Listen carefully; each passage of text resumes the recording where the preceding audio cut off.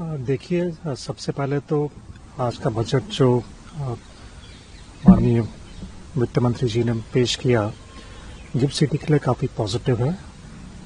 हम जिस तरह से ग्रो कर रहे हैं, विश्व में इस वक्त 43 नंबर पे हैं, और इसको और मजबूत करने के लिए आज के बजट में बहुत दो अहम डिसीशंस लिए गए हैं।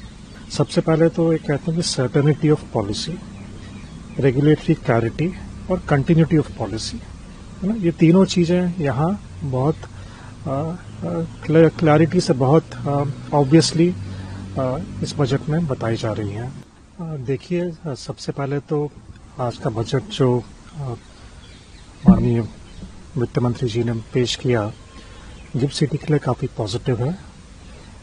ये एक मैसेज देता है पूरे विश्व को कि गिफ्ट सिटी जो इंडिया में गिफ्ट सिटी का जो फाइनेंशियल सर्विसेज सेंटर है, इस पे गवर्नमेंट सरकार कितना इसका इम्पोर्टेंस महत्व देती है।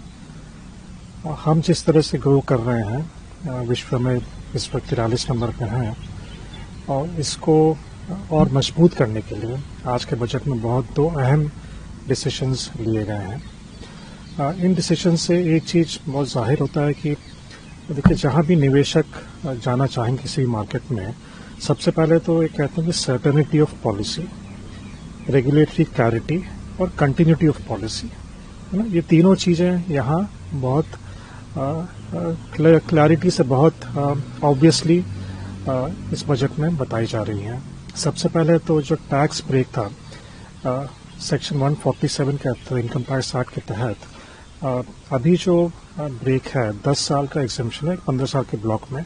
इस बजट में जो अनाउंसमेंट किया गया है 25 साल के ब्लॉक में 20 साल का एग्जेम्पशन मिल रहा है, इनकम टैक्स एग्जेम्पशन।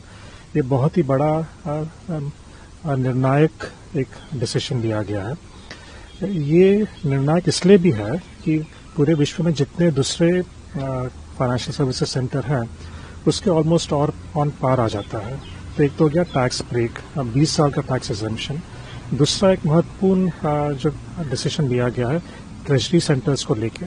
अब ट्रेजरी सेंटर्स हम हमेशा समझते रहे हैं कि ये हमारे फाइनेंशियल सर्विसेज सेंटर का बहुत अहम बिजनेस वर्टिकल जो बिजनेस हम ला सकते हैं, क्योंकि जितने ग्लोबल कंपनीज हैं, हम ये चाहते हैं कि आके गिफ्ट सिटी से वो अपने ट्रेजरी ऑपरेशंस करें। मान लीजिए कि 10 कंपनियां हैं उनके, तो यहाँ से आप अपने सब कंट्री सब्सिडरी कंपनीज का कैश मैनेजमेंट, फंड मैनेजमेंट यहाँ से कर रहे हैं। इस बजट में जो डीम्ड डिविडेंड क्लॉज था पहले, जो ट्रेजरी सेंटर्स को ऑपरेट करने से थोड़ा उनको प्रॉब्लम हो रहा था, उसको रिलैक्स कर दिया गया। सो डीम्ड डिविडेंड का प्रोविजन हटा दिया गया।